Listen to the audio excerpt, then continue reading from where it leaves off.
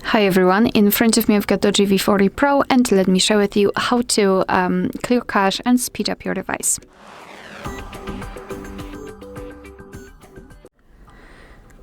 So let's begin with opening the settings, and here we have to find the apps. They're almost at the top of the list, so just tap on them.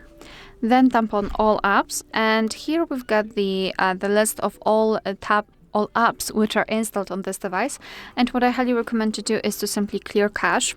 Cache are junk files which are saved by your device, but they are not necessary for the proper usage of the app. So we can simply remove them and release some memory.